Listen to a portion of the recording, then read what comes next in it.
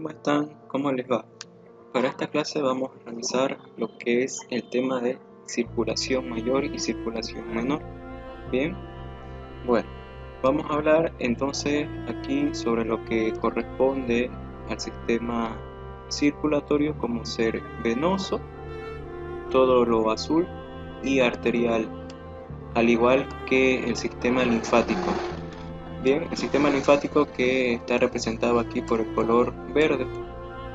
Vamos a hablar sobre sus funciones y cómo es que se mueve el líquido a través del sistema linfático, ¿sí?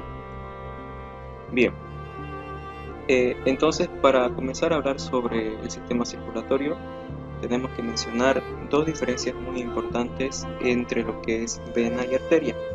Bien, bueno, entonces, ¿qué sucede en la circulación? Los vasos son distensibles, ¿sí? Los vasos del cuerpo son distensibles. Estos vasos distensibles corresponden a las venas y estas venas a su vez pueden tener la función de reservorio, ¿bien? Ya que luego se puede utilizar esta misma sangre que está en forma almacenada en cualquier punto de la circulación, como por ejemplo en algún tipo de hemorragia, ¿correcto? Ahora, algo principal y primordial sobre la diferencia entre vena y arteria es lo siguiente. Las arterias, todas las arterias representadas en color rojo, todas las arterias son más gruesas y son más fuertes, ¿sí? Más gruesas y más fuertes. Y las venas, a comparación de las arterias, son más distensibles, ¿correcto? Bien. Además, las venas pueden disminuir o aumentar su tamaño, ¿sí? Las venas, como son distensibles, a su vez pueden disminuir o aumentar el tamaño de las mismas. Bien, esto lo hacen para almacenar grandes cantidades o pequeñas cantidades de sangre y de esta manera poder distribuir la sangre cuando se requiera a cualquier punto de la circulación, ¿sí? Además que ayuda a regular también el gasto cardíaco.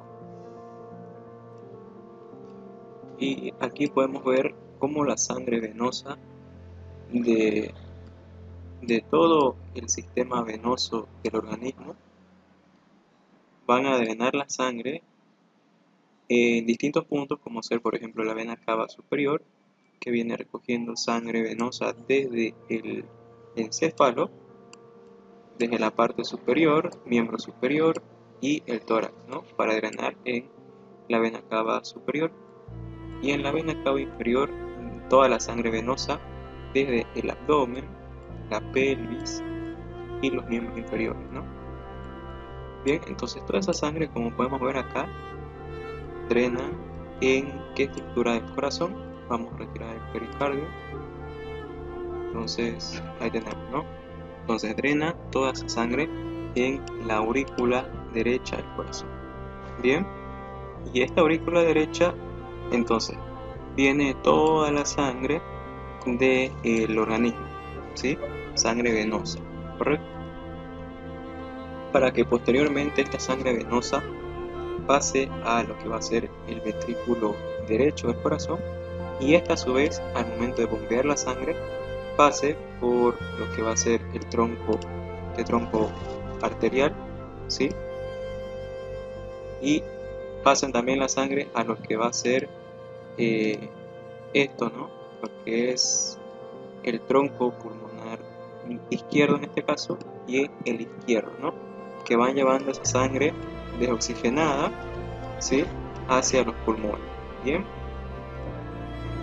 y también vamos a estar viendo cómo es que la sangre, por ejemplo en el caso de los miembros inferiores, la sangre va fluyendo en contra de la gravedad hacia arriba para dirigirse entonces a la aurícula derecha, ¿sí? Lo que se llaman válvulas venosas.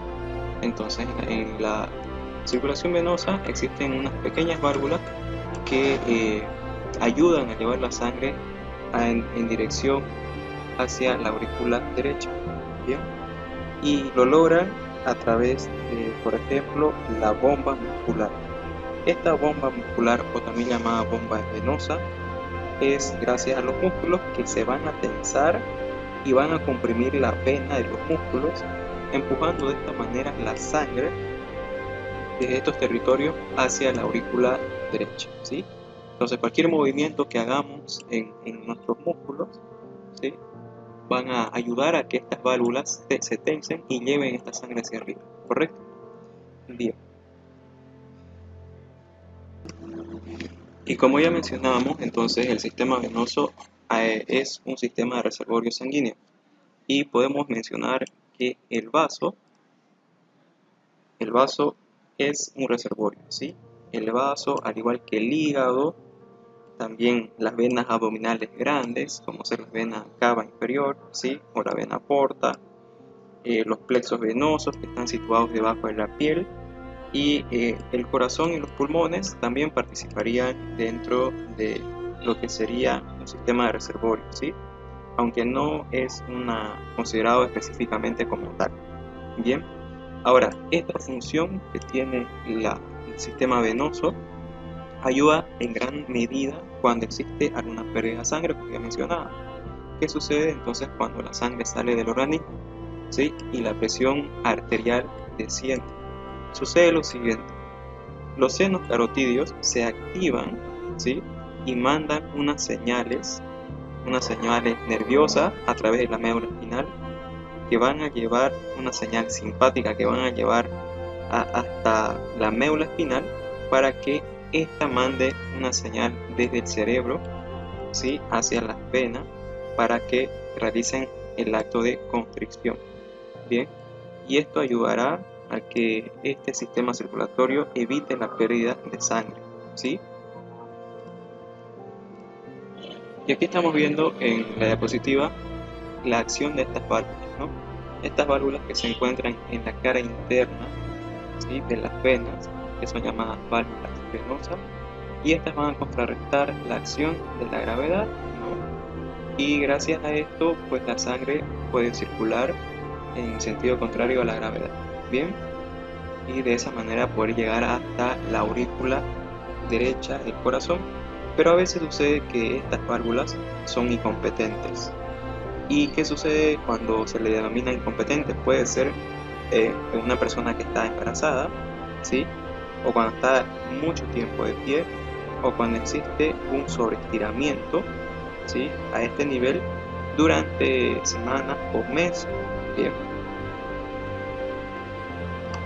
Y este sobreestiramiento del que le menciono puede suceder que esta vena aumente su superficie transversal, es decir, la superficie transversal aumente de tamaño, ¿sí? Aumenta de tamaño, pero no las válvulas, ¿sí? Las válvulas se mantienen del mismo tamaño y sucede que no pueden cerrarse completamente. Es como que jaláramos de ambos lados, de izquierda y derecha, lo estiramos a la vena, pero las válvulas no se cierran correctamente porque estas no crecen de tamaño, se mantienen igual, ¿sí? Esta es una de las funciones entonces de las venas, como ya les mencionábamos, la bomba venosa, ¿sí? Y a veces acá sucede lo que se llaman las venas varicosas, ¿no? Y bueno, para tener un poquito de conocimiento, ¿qué podemos hacer ante esta situación?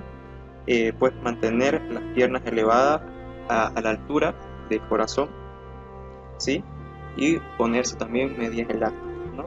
Esto para prevenir el edema y sus consecuencias que puede presentar.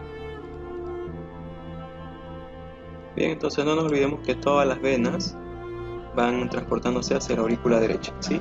Aquí estamos viendo el pericardio, ¿bien? El pericardio que avanzamos en la clase pasada, en donde decíamos que este pericardio, vamos a colocar el diafragma, este pericardio se va a unir al tendón central del diafragma. Entonces aquí estamos viendo el músculo diafragmático, ¿sí? Y aquí vemos el tendón central, ¿no? Este pericardio entonces se une a este tendón central del diafragma, ¿sí?, y también a la cara posterior del esternón, ¿no? El esternón que ya mencionamos en la clase pasada, en donde gracias a esta estructura mantiene su posición en el corazón, ¿sí? Y además el corazón tiene una inervación, ¿no? Una inervación motora que va a ser dado por el sistema simpático y parasimpático, y en el sistema simpático va a ser el plexo cardíaco que lo estamos viendo acá. Este plexo cardíaco entonces inerva al corazón Y este plexo cardíaco va a ayudar a aumentar la frecuencia cardíaca y aumentar la fuerza de contracción del músculo cardíaco, ¿sí? De esta manera aumenta entonces el gasto cardíaco por la inervación simpática dado por este plexo, que es el plexo cardíaco, ¿no? Y la inervación simpática se da gracias al nervio vago. El nervio vago que lo tenemos aquí, el décimo par craneal, ¿no? Estos nervios entonces también forman parte de los plexos, del plexo cardíaco, como podemos ver aquí. El plexo cardíaco, ahí vemos al vago, y aquí vemos al plexo cardíaco. Entonces es una rama del nervio vago, ¿sí? Bien, este nervio vago, a diferencia del plexo cardíaco, va a disminuir la frecuencia cardíaca, la frecuencia del corazón, ¿sí? Y también va a disminuir la fuerza de contracción del corazón. Bien, aunque también hay una inervación de tipo sensitiva a nivel cardíaco, que ya sería por presión de los varoreceptores, ¿sí? Y también los quimioreceptores que van a tener esos cambios de concentración de dióxido de carbono, ¿sí? Son reflejos cardíacos que existen a nivel del corazón que van a percibir estos cambios, ¿sí? Una vez hay un cambio de presión en el corazón, los varoreceptores entonces van a estimular la presión, y si hay unos cambios de dióxido de carbono, los quimioreceptores son los encargados. Al igual que hay recepción del dolor a nivel del músculo cardíaco. ¿Cómo es eso? ¿No? Estos receptores de dolor van a ayudar a que cuando nosotros tengamos, por ejemplo, alguna angina de pecho o un dolor durante un infarto, estos receptores de dolor se encargan de transmitir estas señales nerviosas, ¿no? A través de los nervios simpáticos del plexo cardíaco, ¿no? El que vimos aquí, de este plexo cardíaco. Entonces, a través de estas fibras van a mandar una señal, ¿no? Que responden igual a la isquemia del corazón. Bien, y eso es entonces la inervación del sistema cardíaco. Ahora, habiendo hablado sobre la inervación del corazón, vamos a retirar el músculo diafragmático, vamos a retirar igualmente el pericardio y el sistema nervioso, y vamos a dejar a lo que vamos a hablar ahora, que serían los ganglios linfáticos, ¿sí? Los ganglios linfáticos, que vemos aquí los ganglios linfáticos y los vasos linfáticos, que es lo que vemos todo de verde, ¿no? Todo lo que estamos apreciando en nuestro modelo anatómico. Pero, ¿qué son estos vasos linfáticos? Entonces, estos vasos linfáticos nos ayudan para el intercambio de nutrientes entre lo que es la sangre y los tejidos, ¿bien? ¿Y esto cómo sucede? Se produce, por ejemplo, un exceso a nivel, como vimos ya en la clase pasada, un exceso a nivel de los vasos, de los pequeños vasos, ¿no? De los capilares. Recuerden que vienen las venas, la arteria, después la arteria se convierte en un vaso más pequeño que se denomina arteriola, y esta arteriola después pasa a llamarse capilar, ¿no? Cuando veíamos el tema de los pulmones, veíamos los capilares, ¿sí? Entonces ahí a ese nivel capilar existe un exceso de líquido, y este sistema linfático, todo el sistema linfático, es el encargado de que por este sistema linfático el exceso de ese líquido de los capilares pasa al sistema linfático, al igual que las proteínas, ¿bien?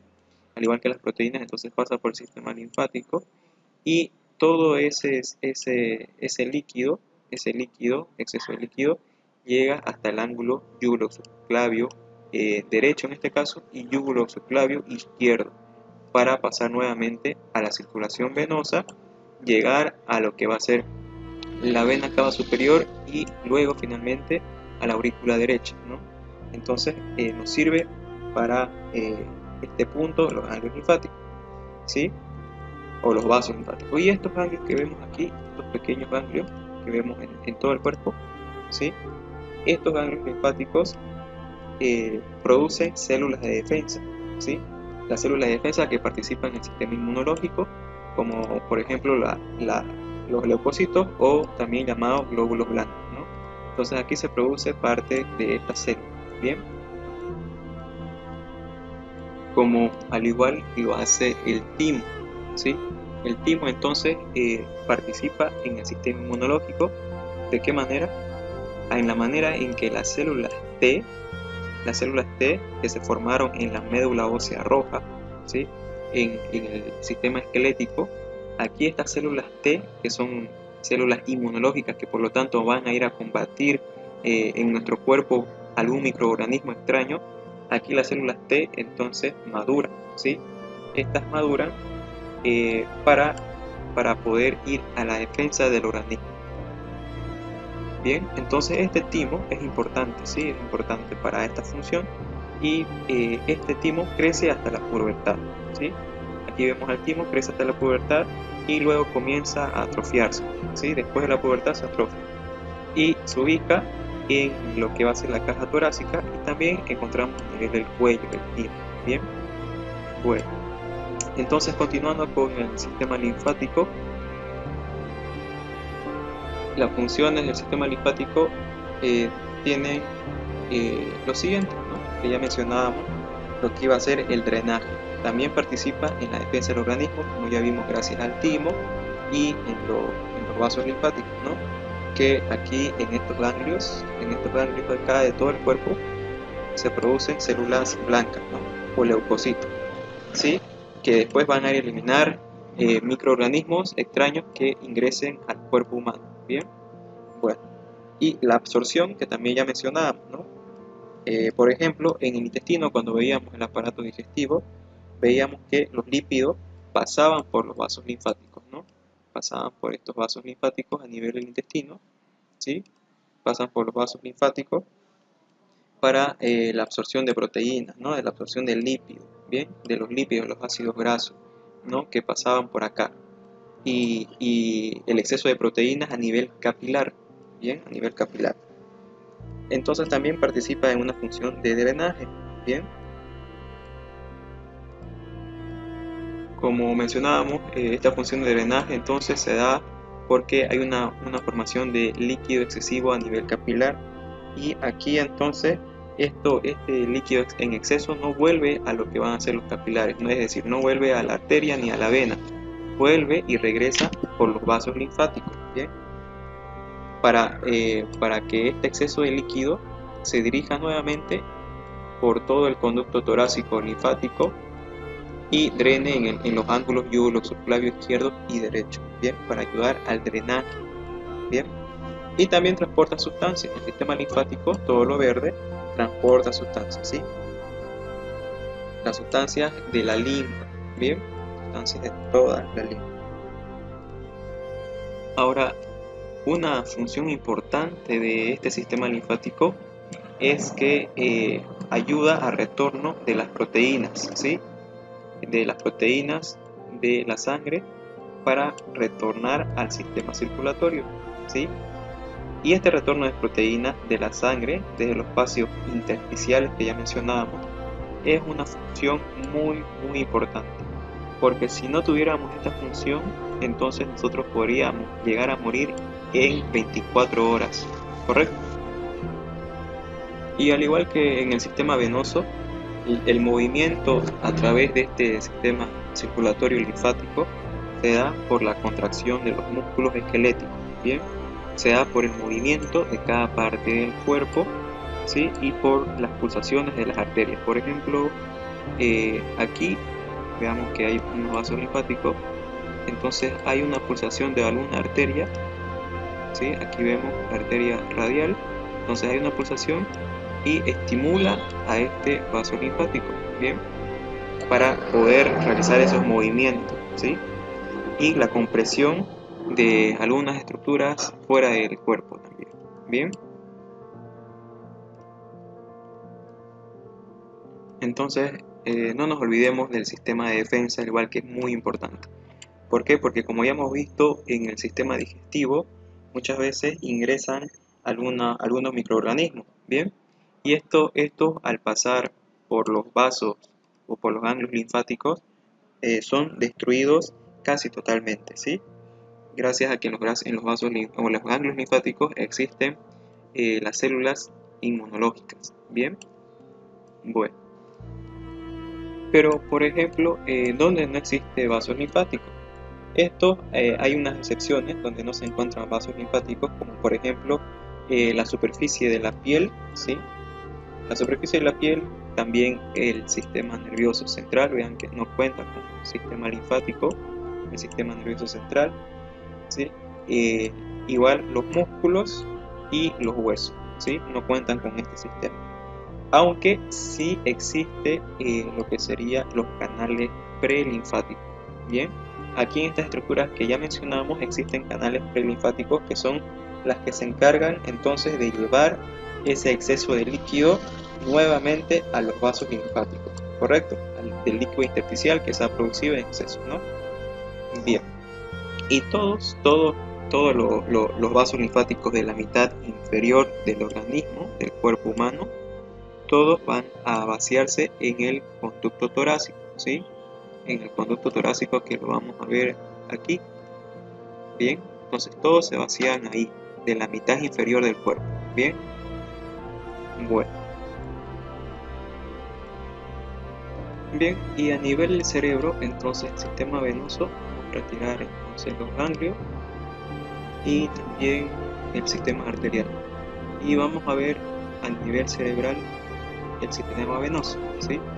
Entonces, toda la sangre del encéfalo, vean ustedes, toda esta sangre venosa están interconectada. Es decir, la sangre desoxigenada del cerebro, gracias a estos vasos venosos, están conectados. Y la sangre drena desde lo que se denomina este seno sagital superior al seno sagital inferior, y ahí lo tenemos, hacia el seno transverso, que lo tenemos acá, ¿no? Ahí entonces tenemos el seno transverso y aquí también el seno transverso en este lado izquierdo. Bien, entonces estos llegan al seno sigmoideo, lo vemos aquí, vean ustedes, seno sigmoideo derecho e izquierdo, ¿sí? Entonces seno sagital superior, seno sagital inferior, seno transverso, y llega al seno sigmoideo. Bien, y este seno sigmoideo se va a vaciar, vean que se vacía en lo que son las yugulares internas, ¿ven? La vena yugular interna izquierda y la vena yugular interna derecha, ¿no? Y estas venas yugulares, vean que llegan hasta lo que es la vena brachiocefálica, y esta desemboca en la vena cava superior y esta en la aurícula derecha del corazón, ¿no? Toda la sangre venosa desde el encéfalo. Bien, bueno, entonces vamos a volver a colocar el sistema arterial. Bien, estamos entonces viendo el sistema arterial, ¿no? Y vamos a hablar sobre esta vena cefálica, ¿sí? La vena cefálica, la vena braquial, la vena basílica y la vena medial cubital, la tenemos ahí, ¿no? Bien, entonces esta vena mediana cubital o medial cubital, a la altura del codo nace esta vena, ¿sí? Esta vena que atraviesa el codo y se une a la vena basílica, ¿no? Vean que puede nacer de la cefálica y se une entonces a la basílica, ¿no? La vena medial cubital o mediana cubital, ¿sí? Bien. Y asimismo, si vamos descendiendo, entonces vamos a observar la vena safena. Bien, vamos a ubicar entonces a la vena safena, ¿sí? Ahí la tenemos a la vena safena, ¿no? Esta vena safena es importante, ¿sí? Es una de las venas más largas del cuerpo, porque vean que comienza desde el pie, ¿sí? Desde el pie, comienza desde el pie, entonces va ascendiendo y termina esta vena safena en la vena femoral, ¿sí? En la vena femoral, en el lado derecho, y lo mismo en el lado izquierdo, ¿correcto? Y para ir terminando con el sistema venoso, vamos a hablar sobre la vena pudenda interna, ¿sí? En el órgano reproductor, ya sea masculino o femenino. Entonces aquí vamos a ubicar a la vena pudenda interna izquierda y la vena pudenda derecha, la vena pudenda interna derecha, ¿sí? Estas venas de este nivel van a drenar la sangre desde estos órganos reproductores, ¿sí? Reproductor masculino y femenino, ¿bien? Aquí vamos a poner entonces el órgano reproductor femenino y ahí lo tenemos, ¿no? El órgano reproductor femenino, y aquí estaríamos ubicando la vena pudenda interna, ¿no? Aquí lo tenemos, la vena pudenda interna derecho y la vena pudenda interna izquierda, ¿no? Bien, correcto. Bueno, vamos a seguir estudiando nuestro sistema circulatorio y mencionemos ahora que es importante saber que el corazón, ¿sí?, es el órgano central del sistema circulatorio, bien, ya que a través del corazón se bombea la sangre o llega la sangre también a través de las cavas y se bombea la sangre en la contracción o sístole hacia el organismo, ¿no?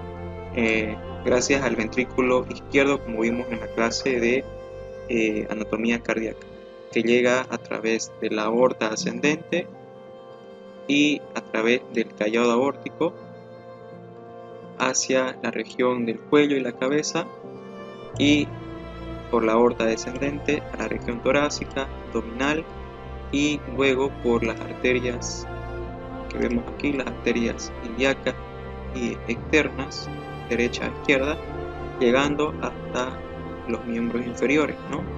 Al igual que en los miembros superiores por las arterias axilares. Bien, bueno. Entonces, como ya dijimos, aquí en los capilares, capilar venoso y arterial, pues sucede el intercambio de nutrientes, ¿sí? Intercambio de nutrientes de oxígeno, dióxido de carbono y sustancias esenciales para la vida celular, ¿no? Bien, ahora, ¿qué sucede con las sustancias de desecho? Estas sustancias de desecho son eliminadas a través de lo que van a ser los pulmones, ¿sí? Los pulmones que vemos aquí, que eliminan el dióxido de carbono, ¿sí?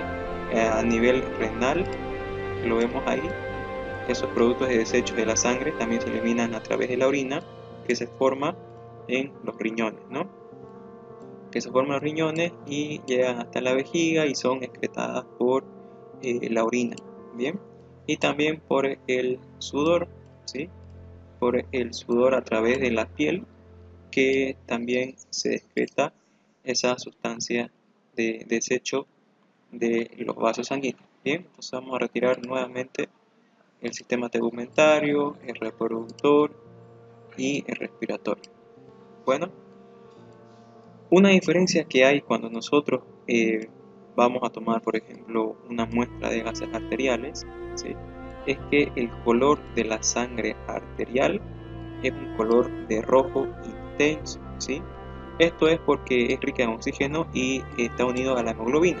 En cambio, la sangre venosa, esta sangre tiene un color rojo oscuro, ¿bien? Y esto es porque está cargada de dióxido de carbono, ¿no? Porque ya sabemos que es pobre en oxígeno, ¿correcto? Bueno, y como podemos ver aquí en nuestro modelo, vean que estos vasos, todos estos vasos se ramifican, ¿no? Todos estos vasos se ramifican, dando los vasos sanguíneos, todos estos vasos sanguíneos, arterias, venas, arteriolas, vénulas y capilares finalmente, ¿no? Donde sucede el intercambio de nutrientes, que ya vimos el capilar, por ejemplo, en el alvéolo en la clase de aparato respiratorio, ¿no? Bien, entonces vamos a disecar el corazón y vamos a retirar el pericardio y los ventrículos. Bien, algo que mencionábamos en la clase pasada en el sistema cardíaco, anatomía del corazón, era lo siguiente, ¿no? Vean que la arteria aorta, esta arteria aorta, ¿sí?, que se divide en segmentos, la arteria aorta nace ¿de qué ventrículo? Nace del ventrículo izquierdo de este caso, ¿no? Vean que nace de este ventrículo. En cambio, la arteria pulmonar o tronco pulmonar nacía o nace del ventrículo derecho, ¿no? Entonces son diferencias importantes que debemos conocer. Bien. Ahora, esta aorta que vemos aquí se divide en segmentos. Bien. El primer segmento es la aorta ascendente, que dijimos que es donde nacen las primeras arterias, ¿no? Sus primeros ramos, que van a ser la arteria coronaria derecha, y por acá, por atrás, tendríamos que retirar el ventrículo izquierdo para poder observar a la arteria coronaria izquierda, ¿no? Bien, entonces vamos a volver a saludar al ventrículo y ahí lo tenemos. Bien. Ahora el siguiente segmento de la aorta es el callado aórtico, o también llamado arco aórtico, ¿sí? De aquí se origina lo que se denomina tres vasos muy importantes que se dirigen hacia el cuello, a los miembros superiores y hacia el encéfalo, bien, hacia el sistema nervioso. Entonces tenemos el primer tronco, que sería el tronco brachiocefálico, ¿sí? El segundo, este de acá, es la arteria carótida común, ¿sí? Izquierda en este caso, porque estamos viendo el lado izquierdo, ¿sí? Y finalmente la arteria subclavia izquierda. Bien, ahí vemos la arteria subclavia izquierda, que nace de quién, estos tres ramos del callado aórtico o arco aórtico, ¿sí? El siguiente segmento de lo que es la aorta, vamos a retirar los vasos venosos para poder estudiar la aorta. El siguiente segmento, una vez hizo este callado aórtico, vean, se denomina la aorta descendente, o también denominada aorta torácica, ¿sí? La aorta torácica. Bien, entonces ahí lo vemos. Y luego sigue descendiendo, ¿no? Sigue descendiendo y pasa por el diafragma, ¿sí? Por el hiato diafragmático, aórtico diafragmático, desciende. Vamos a colocar entonces al diafragma para que puedan observarlo. Entonces ahí vean, ¿no? Desciende entonces por el hiato aórtico diafragmático, y aquí se le denomina aorta abdominal, ¿sí? O descendente. Bien, a la altura de la aorta abdominal o descendente nacen primeramente, vamos a ver, el tronco celíaco, ¿no? Que es lo que hablábamos en las clases de aparato digestivo, ¿sí? El tronco celíaco entonces nace a la altura de torácica 2, ¿sí? Si colocamos el sistema esquelético, nace a la altura, vamos a retirar el diafragma ahora, ya lo vimos. Entonces este tronco celíaco nace a la altura de torácica 2, ¿sí? Bueno, luego a la altura de lumbar 1, en la que vemos aquí, la vértebra lumbar 1, va a nacer la siguiente arteria, la arteria renal, que es la que vemos acá. Arteria renal izquierda y arteria renal derecha, ¿sí? ¿Por qué vemos que la arteria renal izquierda está más elevado que el derecho? Es producido por la disposición del hígado, ¿no? Recordemos que el hígado, al ubicarse acá, hace que el riñón derecho, en este caso, esté más descendido. Entonces, esta arteria renal izquierda está más elevado, debido a que aquí se apoya el diafragma, ¿no? Se apoya el diafragma sobre el riñón derecho, en este caso, ¿sí?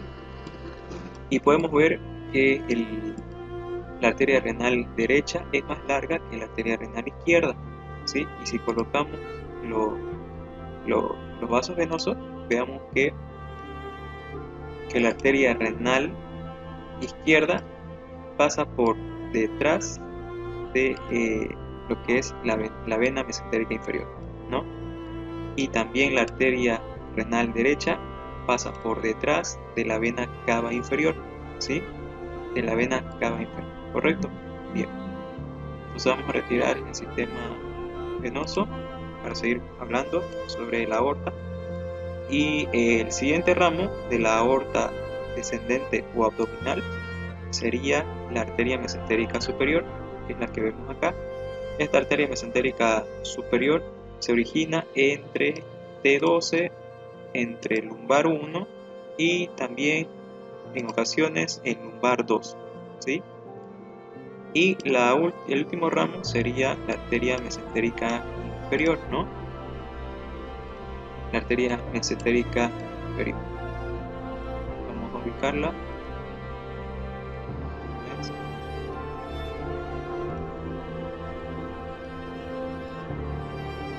Aquí la vemos, la arteria mesentérica inferior. Bien, entonces ahí tenemos la arteria mesentérica inferior que se origina entre lumbar 3 y lumbar 4, ¿sí? La arteria mesentérica inferior. Bien, y luego la aorta descendente abdominal forma una Y invertida y se origina lo que va a ser la arteria ilíaca común derecha y la arteria ilíaca común izquierda, y luego estos van dando su ramo, ¿sí? Bien, entonces vamos a ir segmento por segmento para no complicarnos mucho. Bueno, bien.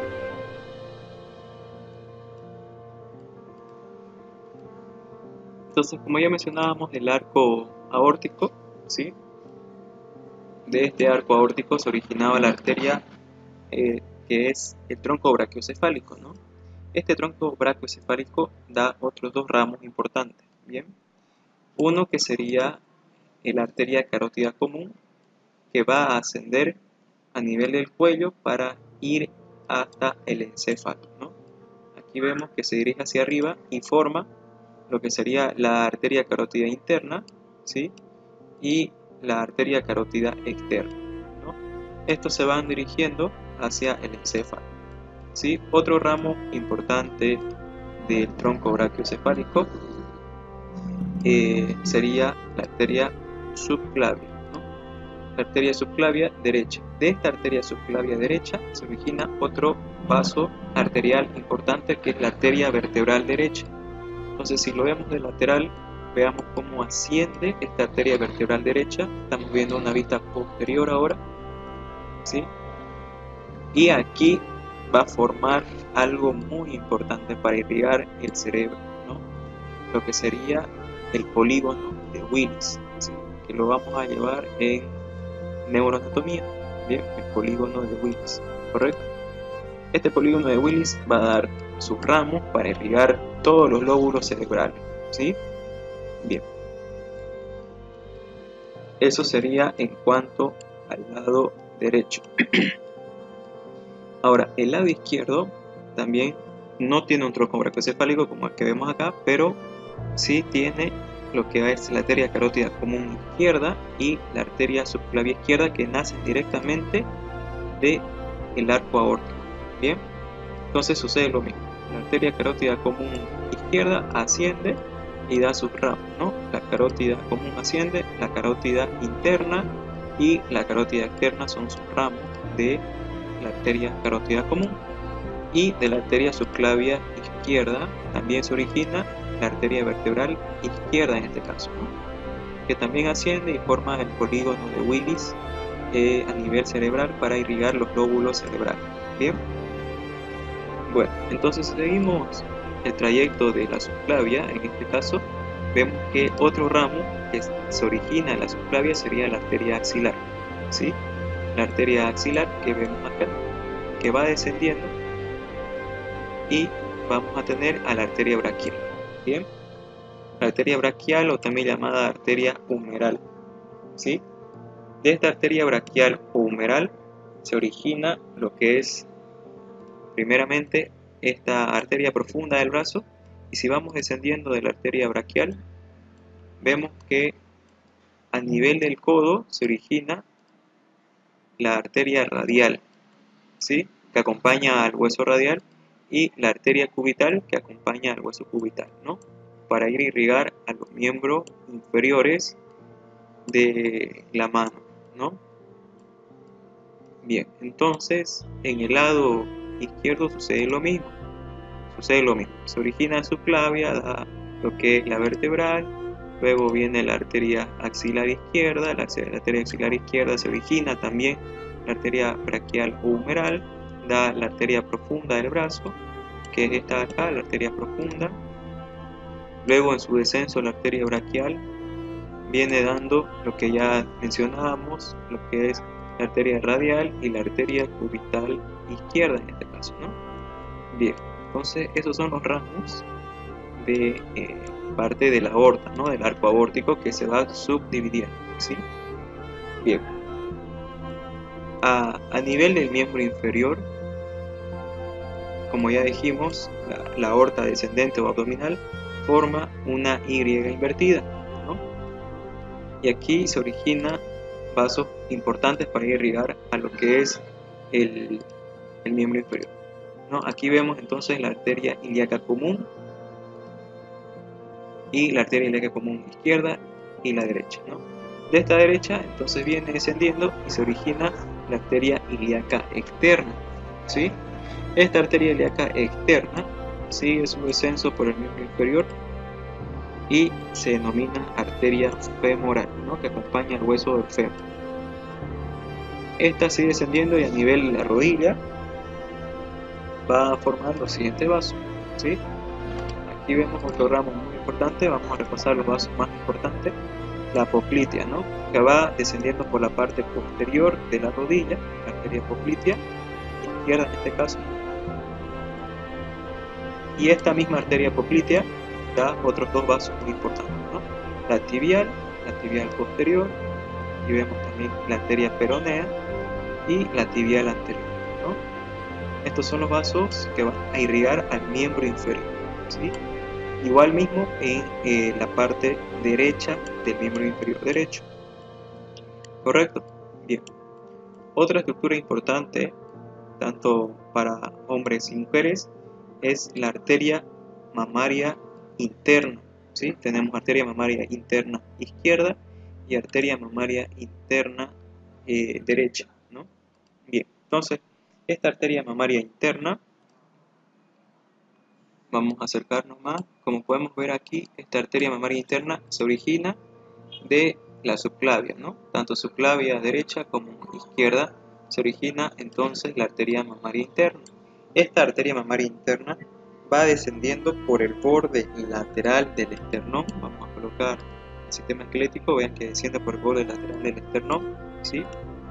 Y en su descenso va a irrigar esta región, ¿sí? La región del tórax, y vean que de la arteria mamaria interna nace otro ramo, que son las arterias intercostales, ¿bien? Para irrigar esta región del tórax, ¿no? Entonces esta arteria mamaria interna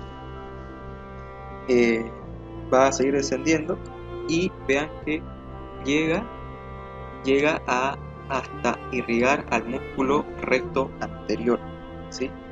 Recto anterior. Y también irriga parte, la arteria mamaria interna irriga parte del pericardio, ¿no? Entonces irriga en su trayecto, la arteria mamaria interna irriga lo que es la caja torácica, el pericardio, ¿sí? Las estructuras intercostales y en su descenso al músculo recto anterior del abdomen, ¿no? Si ponemos el sistema muscular, vemos que quitamos parte de estos músculos.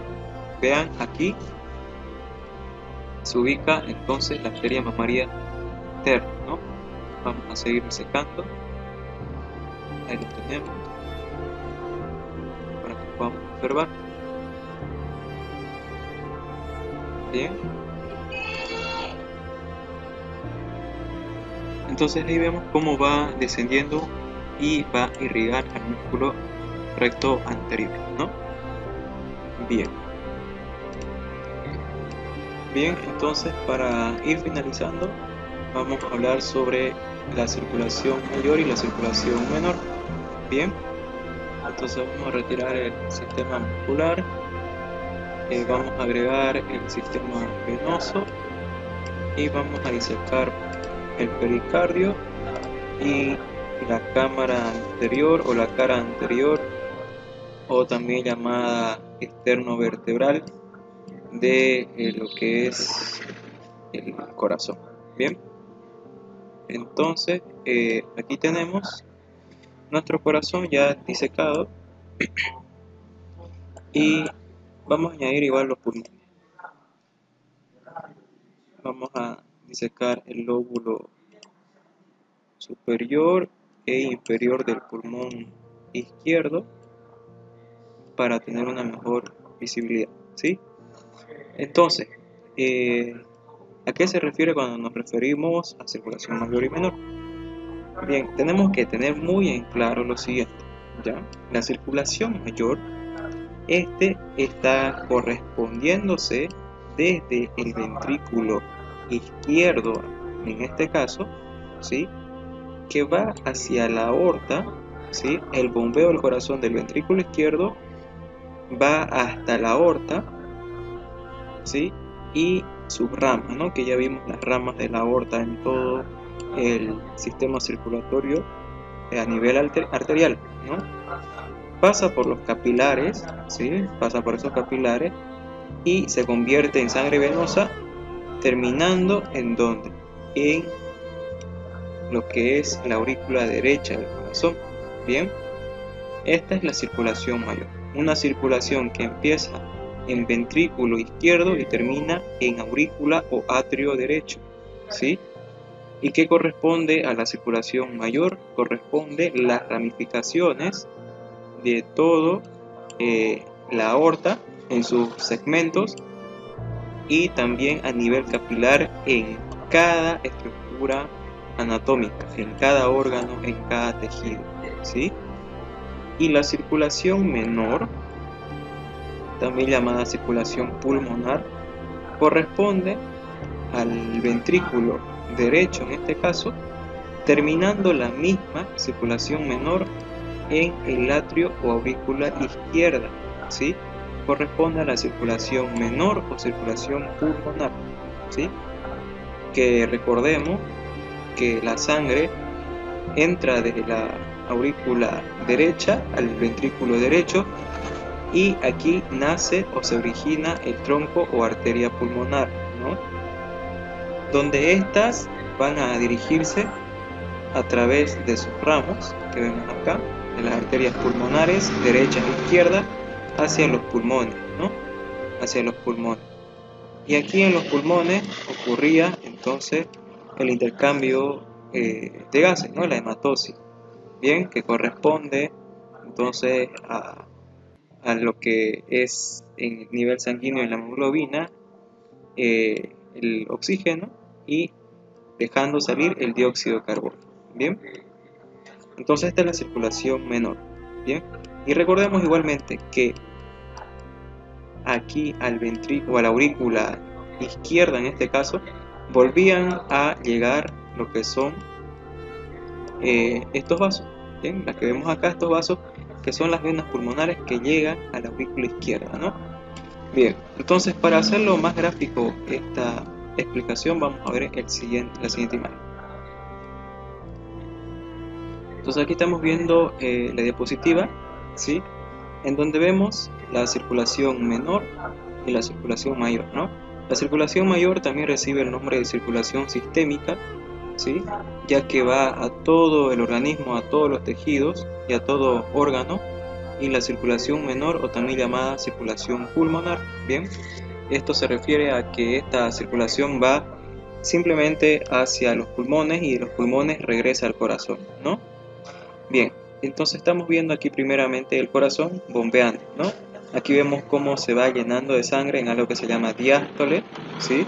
La relajación muscular, y cuando se contrae el corazón se denomina sístole, ¿no? Contracción ventricular, expulsando de esta manera la sangre hacia los pulmones o en este caso de la aorta hacia todo el organismo, ¿no? Bien, entonces aquí vemos la vena cava superior y vena cava inferior, que viene trayendo sangre pobre en oxígeno o desoxigenada hacia la aurícula derecha, hacia el ventrículo derecho, ¿sí? A todo el corazón derecho, para bombear la sangre a través ¿de quién? Del tronco pulmonar o arteria pulmonar, ¿no? Entonces, la circulación menor se origina en este punto, en el ventrículo derecho, ¿sí? Y vean cómo el ventrículo derecho a través del tronco pulmonar se dirige hacia los pulmones, y a través de los pulmones a nivel capilar sucede el intercambio de nutrientes y vuelven por las venas pulmonares hacia ¿a dónde? hacia la aurícula izquierda, ¿no?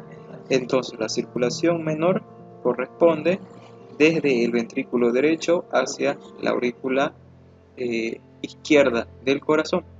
Y en cambio la circulación mayor corresponde desde el ventrículo izquierdo, ¿sí?, donde nace la aorta, y vean que llega a todos los sistemas y vuelve a terminar en la aurícula o atrio derecho, ¿no? Bien, entonces a esto se denomina circulación mayor y circulación menor. Bien, aquí vemos otro gráfico donde nos representa a todos los órganos, ¿no? Todos los tejidos, donde existe en cada órgano, en cada tejido existe capilares. Bien, los capilares que vemos acá, que estos son arterias, venas, y vienen denominándose luego vénulas, arteriolas y capilares. Bien, los capilares que son muy diminutos, pero que es importante donde sucede todo ese intercambio de nutrientes. Y luego, una vez que se usó todo el oxígeno y todos los nutrientes en los tejidos, pasa al sistema venoso para que el sistema venoso vuelva a retornar al corazón toda esa sangre pobre en oxígeno y en el pulmón se oxigene, ¿no? Bien, y vamos a ver también la circulación porta. Vamos a ver nuestro modelo anatómico. Entonces vamos a volver aquí y vamos a ver la vena porta, ¿no? Vamos a retirar el sistema arterial. Entonces aquí tenemos solo el sistema venoso. Bien, en el sistema venoso entonces encontramos la vena porta, ¿sí? Toda la sangre venosa que va desde el estómago, intestino delgado, intestino grueso, páncreas, vaso, toda esta sangre venosa llegan a la vena porta, ¿sí? Llegan a la vena porta. Esta sangre pues llega desde lo que es el vaso, por ejemplo, la vena esplénica. Como sabemos ya cuando estudiábamos el sistema venoso, la vena porta se forma por la vena esplénica, se forma por la mesentérica superior y la mesentérica inferior, ¿no? Bien, entonces está formada por esto la circulación o vena porta. Y luego se dirigía hacia el hígado, ¿no? Hacia el hígado. Y en el hígado ya veíamos que se encuentra con los capilares, ¿sí? Estos capilares, vamos a colocar el hígado para hacerlo más detallado. Hígado.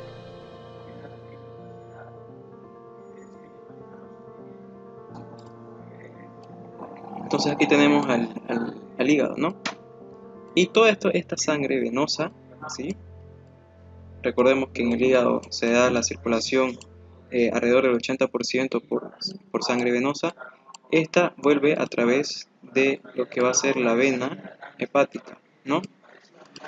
De los capilares entonces se continúa por la vena hepática, y la vena hepática es la misma que desemboca en la vena cava inferior, y la vena cava inferior es la misma que luego desembocaría en lo que es el atrio derecho. Bien, llevando entonces toda la sangre del sistema o el aparato digestivo, ¿correcto? Bueno, bien, entonces ya hemos visto todo lo que refiere a la circulación mayor, menor, sistema arterial, sistema venoso, al igual que el sistema linfático, ¿sí?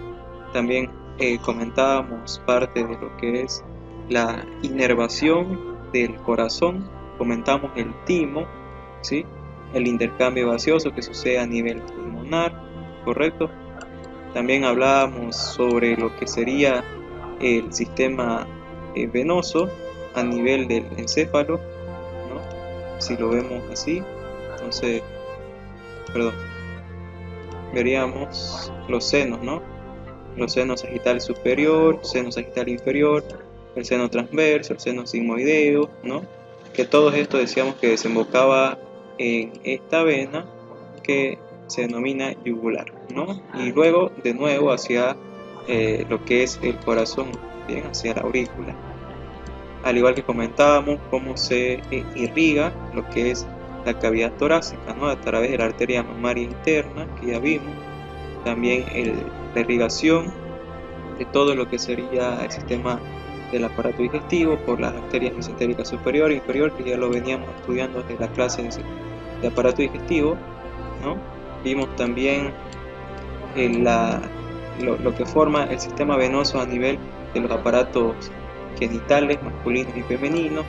Vimos también la ramificación de la arteria aorta, ¿no? De toda la aorta en el organismo, ¿sí? Cómo llega la sangre hacia los miembros superiores, hacia el encéfalo, hacia el cuello, hacia la región de la cara, ¿sí?